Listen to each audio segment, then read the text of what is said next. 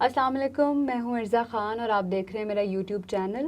اور آج میری بڑی خوش قسمتی ہے کہ پاکستان کے بہت ہی معروف، بہت ہی بڑے شاعر، اور نہ صرف پاکستان میں مشہور ہیں بلکہ پوری دنیا ان کو جانتی ہے، پوری دنیا میں ان کے فینس پائے جاتے ہیں اور بہت ہی بڑے محب اہل بیت ہیں. علی زریون بھائی میرے ساتھ موجود ہیں. مجھے نشست کا موقع ملا آپ کے ساتھ، یہ میری خوش قسمتی ہے. بہت شکریہ مجھے وقت دینے کے لیے. بہت بڑی شکریہ. مشکل حالات آتے ہیں. بہت شکریہ ارزا. اور میں خود اپنے آپ کو بہت اچھا محسوس کر رہا ہوں یہاں بیٹھ کے کہ آج جو ایک میری خواہش تھی کہ اس پر ہم بات کریں، کبھی بیٹھیں، کیونکہ یہ باتیں عام طور پہ شاعری میں تو ہوتی ہیں لیکن نثر میں اس طرح سے نہیں ہوتی، گفتگو ایسا نہیں بنتی. سو انشاءاللہ تعالیٰ اچھی گفتگو ہوگی آج. اور جب بھی ہم بیٹھتے ہیں ایسے آف دا ریکارڈ، کیمرہ نہیں ہوتا، تو ہماری بڑی اچھی گفتگو، ہاں، یہی چل رہا ہوتا ہے، یہی باتیں ہوتی ہیں، یہی گفتگو ہوتی ہے، یہی ذکر ہوتا ہے، مولا کا ذکر ہے، کیونکہ یہ زندگی ہے. مجھے ایسا لگتا ہے کہ روح داری ہے آپ کی. ہم بہت کچھ جو ہے زندگی میں کرتے ہیں، بہت ساری چیزوں کے لیے کرتے ہیں، بہت سارے کاموں کے لیے کرتے ہیں، لیکن روح کے لیے جو کام ہے وہ یہی ہے، یہی ذکر ہے ایک، کہ ہم پاکوں کا ذکر کریں، اپنے آپ کو محسوس کریں. اور ان دنوں کے اندر تو اسپیشلی محسوس کریں کہ کہاں کہاں جو خالی جگہیں ہیں وہ کیسے پر ہوں گی، تو یہ ذکر ان کو پر کرتا ہے. علی بھائی، عاشورہ گزر گیا اور یہ 10 دن ایسا لگتا ہے کہ ابھی تو ٹھیک سے پرسا بھی نہیں دیا، ایسے ہی ہے. بہت جلدی وقت گزر گیا. آپ کے یہ 10 ایام کس طرح گزرے؟ میرے مصروفیات بھی ہوتی ہیں، اور سچ پوچھو تو بڑا مشکل ہوتا ہے کہ لوگوں کو نہیں پتہ ہوتا، اکثر لوگوں کو نہیں پتہ ہوتا. یہ بھی ایک بدقسمتی ہے، ایک المیہ ہے. پہلے جو میں اپنے بچپن کا محرم یاد کرتا ہوں تو وہ اس طرح کا محرم نہیں تھا جو اب دیکھنے کو ہے، کہ اب تو صرف 9 یا 10 محرم کو ہی لوگ اس طرح سے نکلتے ہیں یا دیکھتے ہیں، لیکن ٹی وی چینلز پر بھی دیکھتے کچھ بھی ہیں نہیں، وہی گانے چل رہے ہیں، سب چیزیں چل رہی ہیں. اور وہ اس لیے اب، اور سب سے جو اس میں آپ کو جو بات جو تکلیف دیتی ہے وہ یہ دیتی ہے کہ یہ جو غم ہے یہ ہمارے نبی کے نواسوں کا غم ہے.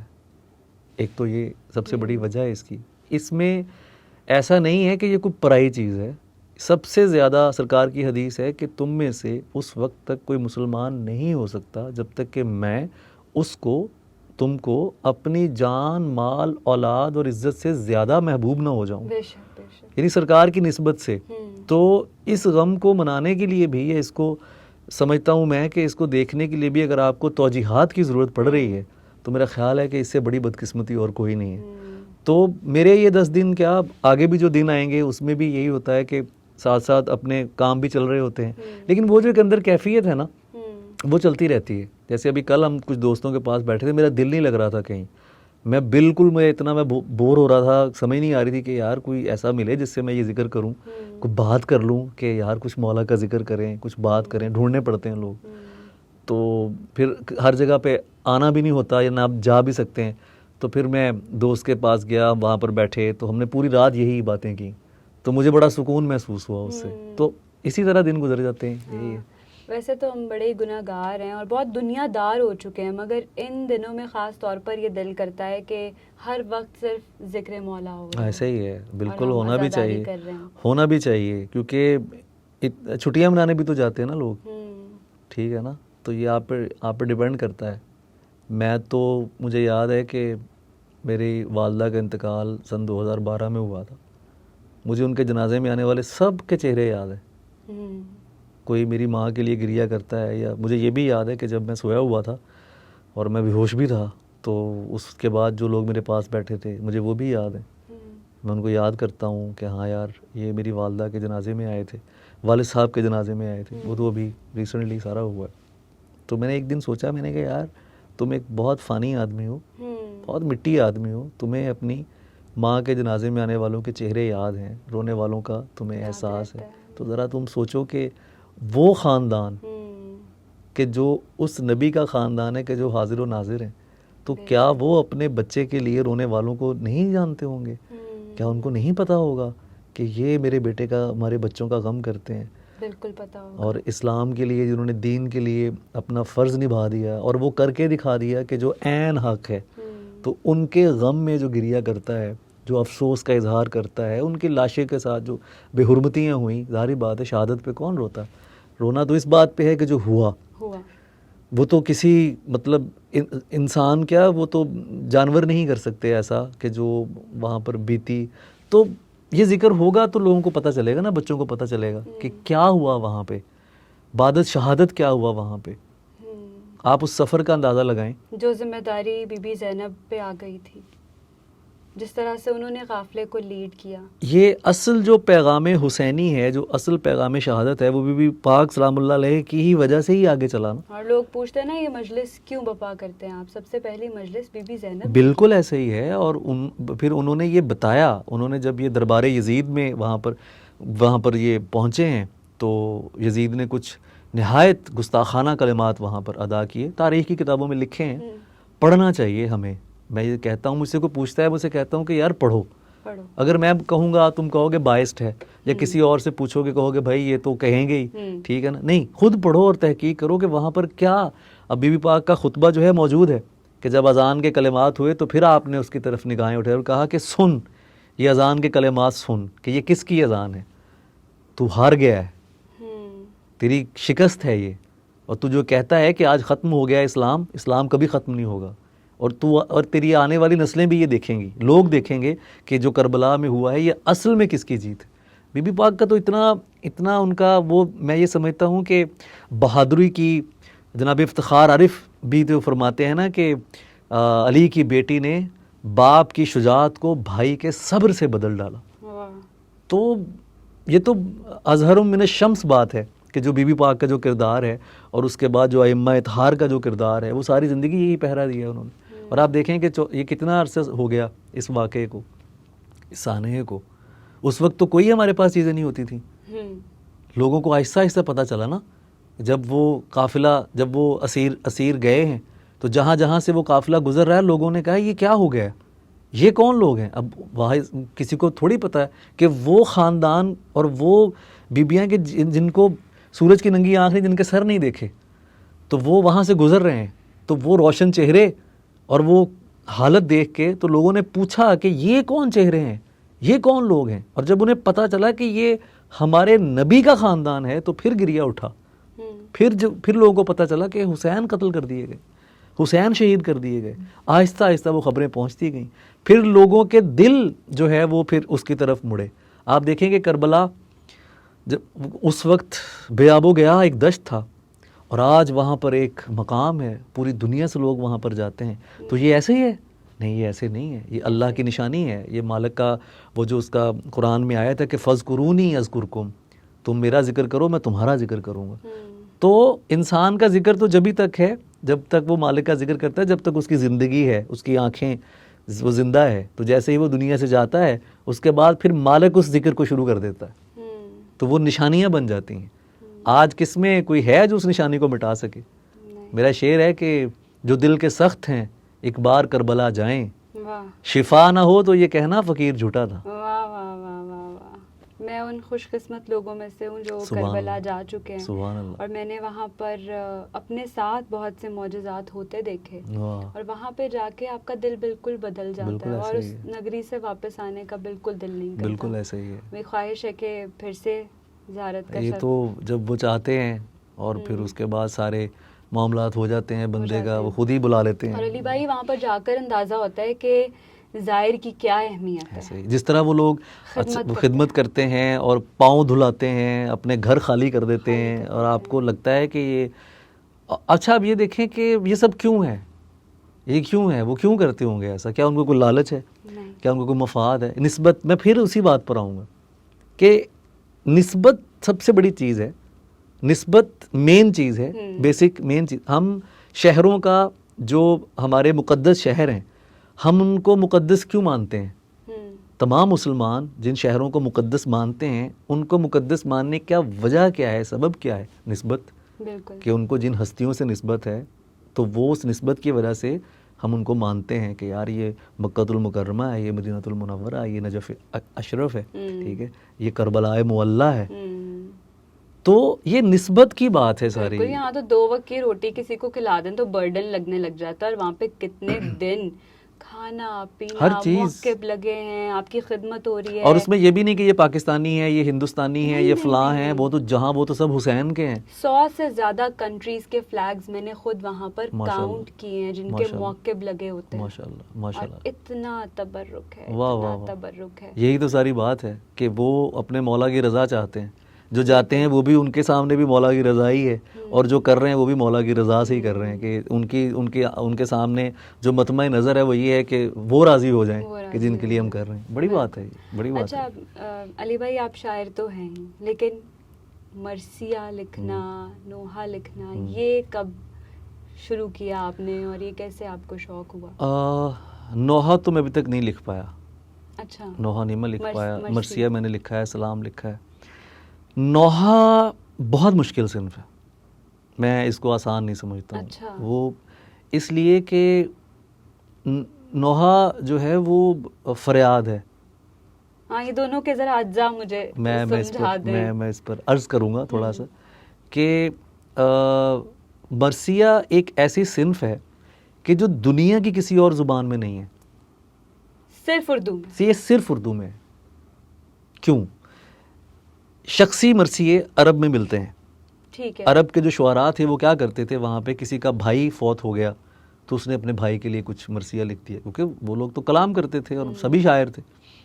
تو کسی کی کوئی بہن چلی گئی تو اس نے اپنی، اور جو شاعر نہیں تھے تو وہ شاعروں سے لکھواتے تھے، ان کو اجرت بھی دیتے تھے کہ آپ یہ میرے بھائی کے لیے مرثیہ لکھ دو. مطلب یہ ان کا کلچر یا ٹریڈیشن تھا کہ وہ اس طرح کرتے تھے. تعزیت کے لیے تعزیت نامہ وہ ہوتا تھا، ایک تعزیت نامہ اس کو کہہ سکتے ہیں. لیکن جو مرثیے آپ کو سرکار امام علیہ مقام علیہ السلام کی شان میں نظر آتے ہیں، یہ صرف کوئی لٹریچر کا کام نہیں ہے. اس کے اندر پورا ارتقاء ہے، ایک تاریخ ہے جو مرتب ہو گئی ہے. ٹھیک ہے. پھر اس کو مروج کیا گیا. اس سے پہلے کیا ہوتا تھا کہ مجالس میں مرثیے پڑھے جاتے تھے، لوگ گریا کرتے تھے، اور وہ سارا مرثیہ تو مشکل ہی سے پڑھا جاتا ہوگا، کوئی اتنے اس کے بند ہیں، وہ تو 200 بند کے اوپر بھی ہوتا تھا سارا. تو اس کا شہادت کا صرف پڑھتے تھے وہ لوگ، شہادت کا رخصت کا پڑھ کے. تو جو مرثیہ نگار یا مرثیہ نویس پہلے وہ خود پڑھتے تھے وہاں پہ. اس سے پہلے یہ نہیں ہوتا تھا کہ نوحہ خان پڑھیں، نہیں. قدیم جب آپ کلاسک میں دیکھتے ہیں، لکھنؤ کی جو آپ مجالس دیکھتے ہیں، میر انیس جب پڑھتے تھے خود پڑھتے تھے. اور وہاں تو کیا سماع ہوتے ہوں گے لوگ، سننے والے لکھنؤ کے، پڑھنے والا لکھنؤ کا، اور میر پڑھ رہے ہیں. تو وہ مجالس میں ہوتا تھا کہ مرثیے پڑھے، سنے اور گریا کیا، چلے گئے. اچھا، علامہ شبلی نعمانی نے ایک کام کیا. انہوں نے موازنہ انیس و دبیر ایک کتاب لکھی. انہوں نے کہا کہ یہ اردو کی صنف ہے، آئیں ہم اس پر اس حوالے سے بھی غور کریں کہ یہ اس کا شاعری کے اندر کیا مقام ہے. اس کتاب کے بعد پھر اردو مرثیے کا باقاعدہ لٹریچر میں، اردو شاعری میں ایک الگ منصب ہو گیا. اب جو لوگ اس پر اعتراض کرتے ہیں، جن کو عام طور سے نہیں پتہ، میں ان کی خدمت میں پیش کروں گا یہ بات کہ یہ سب سے مشکل صنف ہے. مرثیہ آسان نہیں ہے. سب سے پہلے تو اس کا چہرہ ہوتا ہے.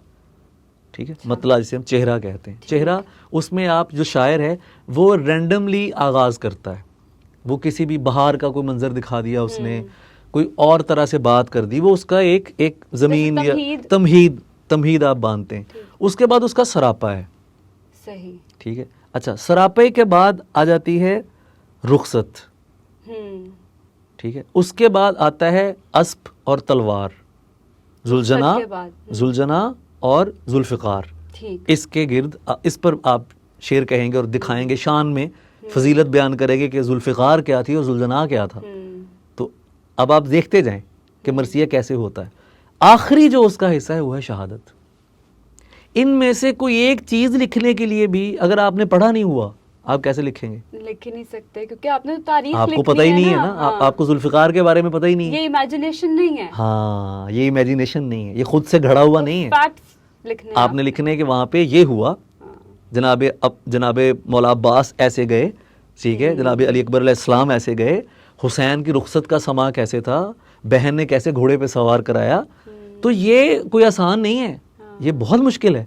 اچھا، اب ہوا کیا ہے کہ ہمارے یہاں آخری جو بند تھے شہادت کے، لوگوں نے وہ پڑھے تو لوگوں میں یہ تاثر سا بیٹھ گیا کہ شاید مرثیہ صرف رونا ہی ہے.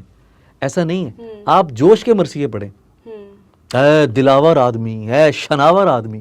وہ تو گفتگو، وہ تو ایسے لگتا ہے کہ اچھا ابھی وہ خوش قسمتی سے یوٹیوب پہ موجود ہیں، جو جوش کے مرثی ہیں وہ یوٹیوب پہ فضائل ہیں، فضائل ہیں اور شہادت کے فضائل ہیں، بتائیں انہوں نے کہ جو کربلا ہے یہ عزم کی بات ہے، اس میں آپ کو آگے بڑھنے کا معاملہ ہے، اس میں ظالم کے آگے جھکنے کی بات نہیں ہے، یہ تو للکار ہے، یہ تو دو دھاری تلوار ہے، جہاں پر غم ہے وہاں تو ہے، لیکن اس کا عزم بھی انہوں نے بتایا۔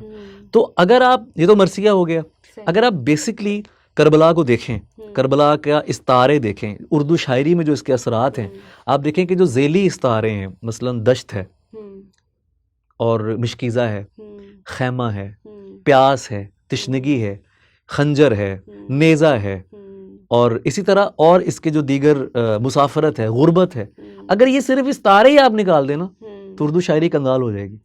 یعنی کہ اگر مرثیہ نکال دیا جائے اردو شاعری میں سے تو باقی کچھ بھی نہیں بچتا، کچھ بھی نہیں بچے گا، صرف وہ کچھ رومانوی چیزیں بچ جائیں گی، وہ لب و رخسار کے قصے بچ جائیں گے، لیکن وہ جو اعلیٰ ایک مقام ہے نا شاعری کا، ایک اعلیٰ جو درجہ ہے، اس سے اردو شاعری جو ہے وہ صرف ہمیں اردو میں یہ صرف اردو میں ملے گا۔ نوحہ، نوحہ بھی جو ہے وہ عربی میں ہے، اور اچھا یہ فارسی میں بھی نہیں ہے مرثیہ، اچھا جی فارسی میں بھی یہ مرثیہ نہیں ہے، اس طرح سے نہیں ہے جس طرح سے اردو کے اندر ہیں۔ غزل ضرور فارسی سے آئی ہے، عربی سے فارسی میں، فارسی سے پھر اردو میں غزل آئی ہے، لیکن یہ مرثیہ ایسا ہے کہ یہ یہیں سے شروع ہوا، اس کا معاملہ یہاں سے سارا ہوا۔ تو یہ ایک بڑی اہم جو ہے وہ بات ہے جو بہت کم لوگوں کے بارے میں اس علم میں، اور میں سمجھتا ہوں کہ لوگوں کو پڑھنا چاہیے۔ پھر وہی بات کروں گا کہ تعلیم بڑی ضروری ہے، جب تک آپ پڑھیں گے نہیں تو آپ کو تب تک اس کا پتہ نہیں چلے گا۔ نوحہ بھی اسی طرح ہے، نوحہ بھی عرب میں لکھا جاتا تھا۔ اچھا غمگین جو ہیں وہ لکھی جاتی دوسری زبانوں میں بھی ہیں، ایپکس ہیں اور بہت ساری چیزیں ہیں جو آپ لکھتے ہیں، یونان میں بھی آپ کو نظر آتا ہے کہ کس طرح سے وہ سارا معاملہ ہے، کچھ اور زبانوں میں بھی، لیکن یہ جو طرز ہے، یہ جو انداز ہے، یہ کہیں نہیں ہے، کہیں بھی نہیں ہے، یہ کہیں نہیں۔ آج بھی آپ فیض احمد صاحب، فیض صاحب کا مرثیہ پڑھیں، آپ کو پتہ چلے کہ فیض صاحب نے، حالانکہ فیض صاحب تو شیعہ نہیں تھے، تو کہنے کا مقصد یہ ہے کہ اس میں شیعہ سنی کا مسئلہ ہی نہیں ہے۔ میں آپ کو ایک غزل کا سناتا ہوں مطلع، جناب احمد جاوید صاحب کا۔ احمد جاوید کو جن لوگوں نے جو جانتے ہیں، جو ہمارے پڑھنے والے ہیں، ان کو پتہ ہے کہ احمد جاوید صاحب بڑی روحانی شخصیت ہیں، اہل سنت کے ہمارے بہت بڑا نام ہے وہ، اور ان کا جو مطلع سنو کہ لنگر سے روٹی لیتا ہوں، اچھی گزر رہی ہے دل خود کفیل سے، لنگر سے روٹی لیتا ہوں پانی سبیل سے۔ واہ واہ واہ واہ واہ۔ اب یہاں اب دیکھو سبیل، اب سبیل کس چیز کا استعارہ ہے؟ تو کربلا نے تو آپ کی اردو شاعری کا دامن زرخیز کیا، شہداء نے اس مٹی کو زرخیز کیا، اور ان کے ساتھ یہ اتنا بڑا معجزہ ہے کہ جو چیز جڑ گئی اس نے تونگری پیدا کر دی، اس نے سلطان کر دیا۔ اور دنیا کا اردو شاعری کا کوئی بڑا شاعر ایسا نہیں، اقبال سمیت، کہ جنہوں نے کربلا پر بات نہ کی ہو۔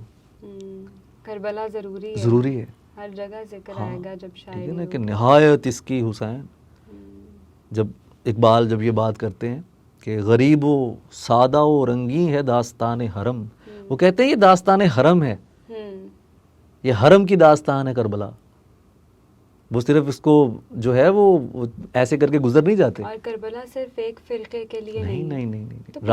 راشد عارف کا شعر سنو، فیصل آباد کے ایک بڑے درویش شاعر، بڑے بزرگ شاعر، کیا خوبصورت شاعر ہیں وہ، مولا کے ماننے والے اور بڑے اچھے، ان کا شعر ہے کہ ہم نے یہ کب کہا کہ ہماری ہے کربلا، سچ بات تم کہو تو تمہاری ہے کربلا۔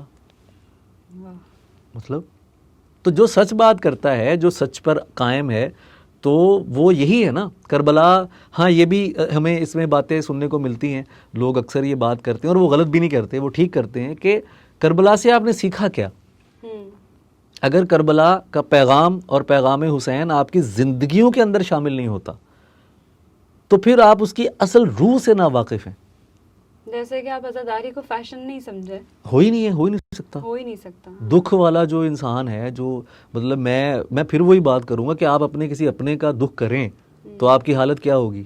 بالکل ٹھیک ہے، تو وہ اتنا بڑا سانحہ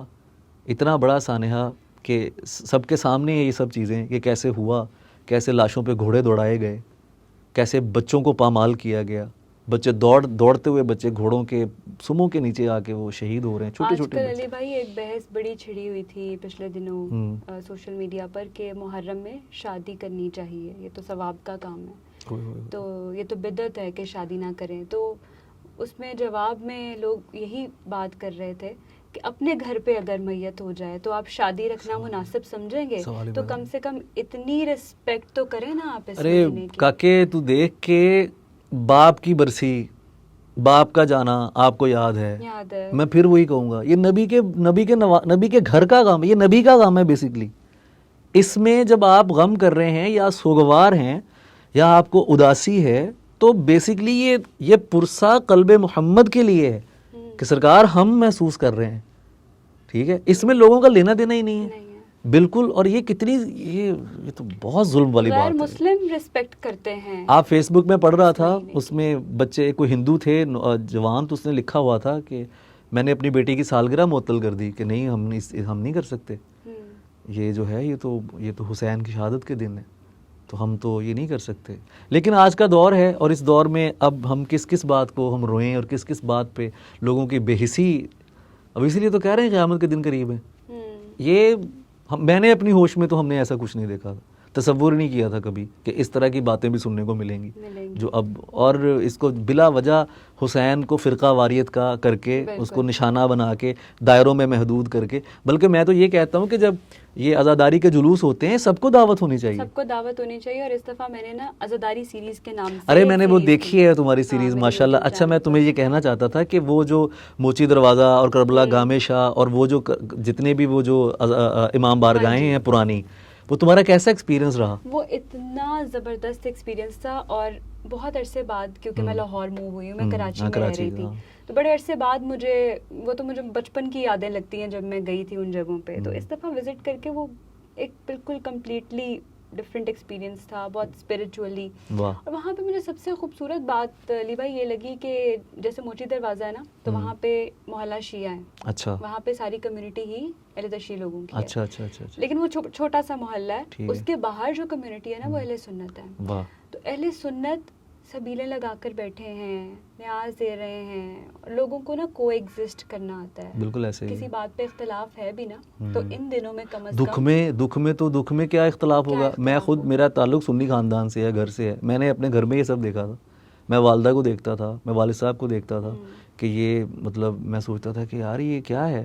اماں سے دیکھا ہم نے تو مطلب میں سوچتا تھا کہ چھوٹے ہوتے تھے تو گھر میں کیسٹ لگی ہوتی تھی، اس میں واقعہ کربلا بیان ہوتا تھا، امی روتی تھیں. تو میں سوچتا تھا کہ یہ کیا، پتہ نہیں یہ تلاوت بھی نہیں ہے تو یہ کچھ یہ کیا سن رہی ہیں اور یہ رو کیوں رہی ہیں. تو چھوٹا تھا، نہیں اتنی سمجھ نہیں تھی. لیکن آہستہ آہستہ جب بڑے ہوئے تو پھر پتہ چلا، پھر والدہ نے بھی بتایا، والد صاحب سے بھی پتہ چلا، ہم نے چیزیں پڑھی بھی. تو ایک احترام. میں تمہیں ایک مزے کی بات اس میں بتاتا ہوں. دیکھو 2 لوگ ہیں، ان کے ساتھ 2 بچے ہیں. وہ ایک جگہ سے گزرے، ٹھیک ہے، اور انہوں نے، ایک بچے نے، چھوٹا بچہ ہے، اس سے اپنے باپ سے پوچھا کہ بابا یہ کچھ لوگ ہیں یہاں پہ اور انہوں نے سیاہ لباس پہنا ہوا ہے یا سفید لباس پہنا ہوا ہے، یہ رو رہے ہیں. ٹھیک ہے، تو یہ کیوں رو رہے ہیں؟ تو باپ جو ہے وہ بچے کو بتاتا ہے کہ بیٹا یہ لوگ ٹھیک نہیں ہیں. ٹھیک ہے. اب بچے کے ذہن کے اندر وہ جو ایک فیکٹ ہے، خوف بیٹھ گیا یا وہ ایک کانسیپٹ ہے، وہ نقش ہو گیا. صحیح ہے. وہ اس کو لے کر کہ بھئی یہ لوگ ٹھیک نہیں ہیں.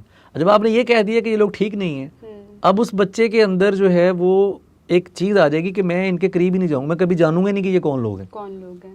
ٹھیک ہے. اب دوسرا باپ جو ہے وہ اپنے بچے کو بتا رہا ہے کہ بیٹا یہ ہمارے نبی کا جو نواسے جو شہید ہوئے تھے، کربلا کا واقعہ اب بتائے گا تو یہ ڈیٹیل تو آئے گی نا تھوڑی سی. بیٹا یہ ان کے غم میں سوگوار ہیں. تو وہ سوچے گا ہم کیوں نہیں ہیں. وہ سوچے گا کہ یار یہ تو مطلب یہ اس کا مطلب یہ کہ ان سے ملا جا سکتا ہے، ان سے بات ہو سکتی ہے، اور یہ مجھے بھی وہ کیوریس ہوگا، وہ مزید جانے گا. یعنی آپ نے اس کو نفرت کے رستے سے ہٹا کر ایک تحقیق کے رستے پہ لگا دیا کہ اب اس کی مرضی ہے، وہ اس کو جانے دیکھے کس طرح سے. یہ وہ بنیادی رویہ ہے جس کی طرف ہمارے گھر والوں کو، مطلب لوگوں کو سوچنا چاہیے. علی بھائی جب اسکول میں ایڈمیشن ہوا، بہت چھوٹی تھی میں، مجھے مطلب خود بھی اتنے میرے کانسیپٹس کلیئر نہیں ہوں گے، تو میں اسکول سے عجیب باتیں بچوں سے سن کے گھر آیا کرتی تھی اور اپنی اماں سے پوچھتی تھی کہ بچے مجھے بتاتے ہیں کہ اہل تشیع تو ایسے ہوتے ہیں، مگر ہمارے گھر پہ تو ایسی کوئی چیز ہی نہیں ہوتی. اور میں انہیں جب بتاتی بتاتی ہوں تو وہ یقین نہیں کرتے, وہ کہتے ہیں تمہیں نہیں بتاتے ہوں گے مگر تمہارے بڑے یہ کرتے ہوں گے. دیکھو اب یہ کتنی عجیب بات ہے, میں ایسی چیزیں سنتا ہوں کہ شام غریباں پہ عجیب عجیب باتیں, یہ ہوتا ہے وہ ہوتا ہے, دل غم سے پھٹنے والا ہوتا ہے. آپ یہ دیکھیں کہ یہ نیاز میں پتہ نہیں کیا ملا دیتے ہیں, یہ اس طرح کی باتیں. میں اور اب تو دیکھیں نا اتنا جدید دور ہے, آپ کے ہاتھ میں موبائل فون ہے, اس میں کیمرہ ہے, اگر ایسا کچھ ہو رہا ہے بنا کے لائیں نا ویڈیو, ہمیں بھی دکھائیں, ہمیں بھی تو نظر آئے کہ آخر شام غریباں میں کیا ہوتا ہے. کیوں کریں گے لوگ, مطلب وہی ہے نا جب ایک چیز کا پتہ ہی نہیں ہے, جب ایک چیز کا علم ہی نہیں ہے, آپ کو پتہ ہی نہیں ہے, اس کا سب سے بہترین حل یہ ہوتا ہے کہ آپ ویسے ہی چلے جائیں, آپ جا کے دیکھ لو. وہ امام بارگاہوں پہ کوئی پابندی تھوڑی ہے. شام غریباں ہی کیا ہے اس کے بارے میں, وہ تو قیامت کی رات ہے.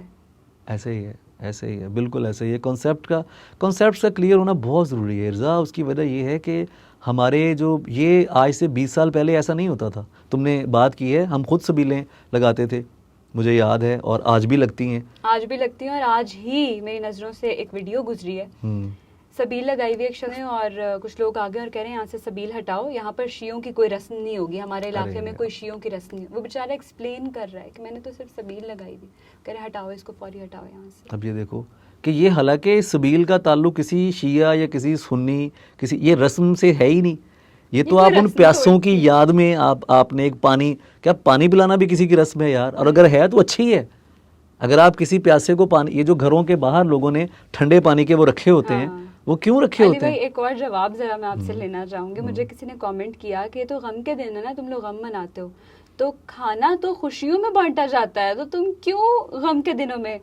تو میں نے کہا کہ پھر تمہارے گھر میں کوئی میت ہوگی تو تم بھی روٹی نہ دینا. پھر ایسے ہی ہے. اب دیکھو اس میں یہ ہے کہ لوگ سوال کرتے ہیں, مجھے تو سوال اچھے لگتے ہیں, میں تو کہتا ہوں کہ ہاں پوچھیں, آپ سوال کرنے چاہیے. اگر مجھے نہیں آتا ہوگا تو میں آپ سے پوچھ لوں گا, میری اصلاح ہو جائے گی. سبیلوں کا ہونا, لنگر کا ہونا, تبرک کا ہونا, یہ یکتائی ہے. یہ آپ کو لے کر آتا ہے اس طرف کہ ہم سب ایک ہیں, ٹھیک ہے. اور جب آپ, اور ظاہری بات ہے کہ جب آپ جلوس کو دیکھتے ہیں, کوئی گھر سے یہ سوچ کے نہیں آتا کہ میں ناشتہ کر کے نکلا ہوں. میرے گھر کوئی بندہ مہمان آئے نا, ابھی یہ فرق بتا رہا ہوں لوگوں کو جو اعتراض کرتے ہیں, بھائی وہ جو ہوتے ہیں نا وہ سارے امام کے مہمان ہیں, تو مہمان کی ضیافت ہوتی ہے, چاہے وہ مرگ والے دن آپ کے گھر کیوں نہ آئے. وہ جو کھانا مرگ والے دن بھی پیش کیا جاتا ہے وہ مہمانوں کے لیے آتا ہے کہ یار مہمان ہیں, دکھ میں آئے ہیں, پتہ نہیں کس حال میں آیا ہوگا, کس طرح سے آیا ہوگا. غالباً یہ مطلب انسان اسی طرح ہے نا. بات وہ ہے کہ آپ کی انٹینشنز کیا ہیں, آپ کی پرسیپشن کیا ہیں. ارزا جسے نہیں ماننا نا اسے نہیں ماننا, وہ ہر کام میں کیڑے نکالے گا, اور جسے ماننا ہے وہ ہنس کے کہے گا کہ نہیں یار یہ اچھا کام ہے. کم از کم بھوکوں کو, پتہ نہیں کتنے بھوکے ہیں, کوئی پتہ نہیں ہے کہ کس کو اس نسبت سے کھانا مل رہا ہے, پانی مل رہا ہے, یا کہیں کچھ بیٹھنے کی جگہ مل رہی ہے, کسی کو دوست مل رہے ہیں, بات کرنے کے لیے کچھ جگہ ایک آپ کو مل رہی ہے. تو یہ ظلم ہے ایسا بات کرنا. میں نہیں سمجھتا کہ ایسی بات کرنی چاہیے, کسی کے خلاف نہیں کرنی چاہیے. جو بندہ سبیل لگا رہا ہے, آپ نہیں پینا چاہتے آپ نہ پئیں, لیکن آپ کو اس کے جذبے کو جج کرنے کے اختیار نہیں ہے. نہیں, نیتیں انما الاعمال بالنیات. اسی لیے مالک کا یہ کہنا ہے کہ اعمال کی دار و مدار جو ہے وہ نیتوں پر ہے. ماتھے پہ تھوڑی لکھا ہوا ہے کسی کی, یہ تو اس کی بچت ہے کہ اس نے ماتھوں پہ نہیں لکھا ہوا, دلوں کے اندر ہے, دلوں کے بھید تو وہی جانتا ہے, ٹھیک ہے. تو جو ایک پیاسے کتے کو پانی پلا رہا ہے تو وہ مالک کی نظر میں مقبول ہے. تو جو اس کے نواسے, اس کے نبی کے آخری نبی کے نواسے کا غم کرتے ہوئے, اس کی پیاس کا غم کرتے ہوئے, چھوٹے سے پانی کا ایک وہ بے شک گلاس لے کے بھی چوک میں کھڑا ہو گیا ہے گھر کے باہر, تو مطلب وہ اللہ کے لیے وہ اس کے مطابق یار آپ اس کو دیکھو تو صحیح ہیں, آپ اس کو رسم کے ساتھ جوڑ رہے ہو.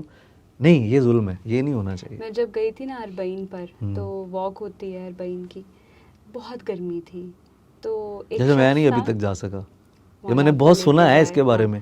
میں خیال یہ پاکستان میں بھی لوگ نکلتے ہیں, بالکل. کربلا گام شاہ تک جاتے ہیں, پاک دامن تک جاتے ہیں, مشی یہاں پر بھی ہوتی ہے, اور راستے میں ان کے لیے بھی موقف لگائے گئے ہوتے ہیں. واہ.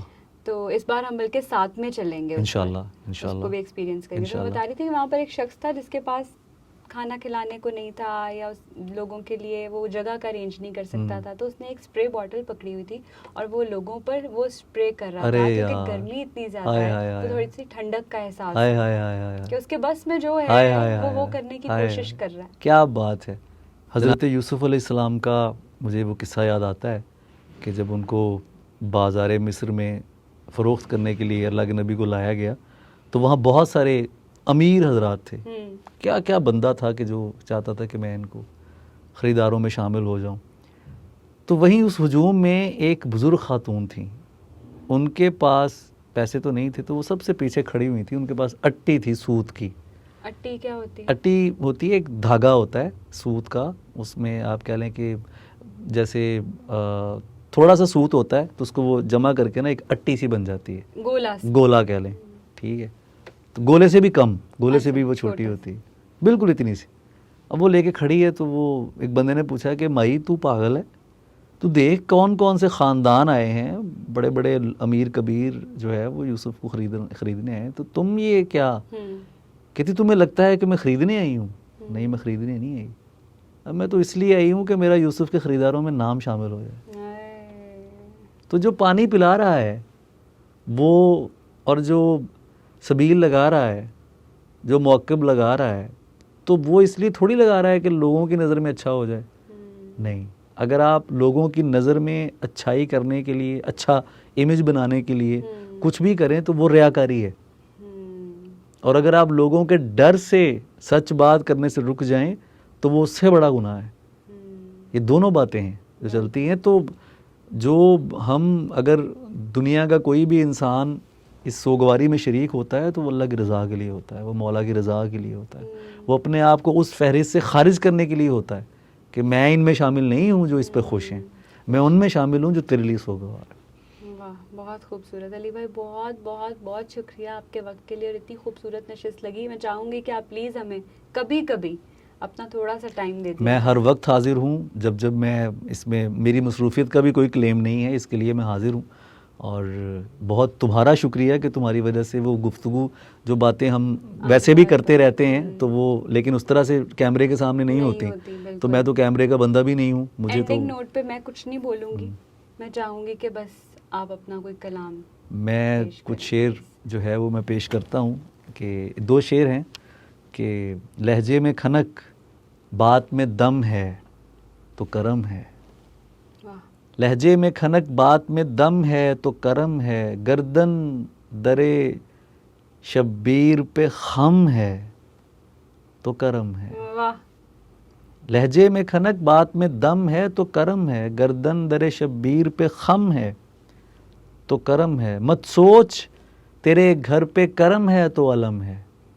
مت سوچ تیرے گھر پہ کرم ہے تو علم ہے, در اصل تیرے گھر پہ علم ہے تو کرم ہے. واہ واہ واہ واہ واہ. اور 2 شعر سلام کے, کہ بفیض عشق باذن علی سلام کہیں, بفیض عشق باذن علی سلام کہیں, سلام وہ جسے میرے سخی سلام کہیں. غزل بخیر مگر یہ ہے بارگاہ امام, جنہیں وہ چاہیں میاں بس وہی سلام کہیں. جو یوں نہیں, شعر ہے اس میں تیسرا, کہ جناب شیخ یہ کوشش سے ہو نہیں پاتا, جو یوں نہیں تو ذرا آپ بھی سلام کہیں. تو یہ کچھ شعر تھے جو میں پیش کرنا چاہتا تھا. بہت شکریہ آپ کا. جیتی رہو, خوش رہو, بہت شکریہ.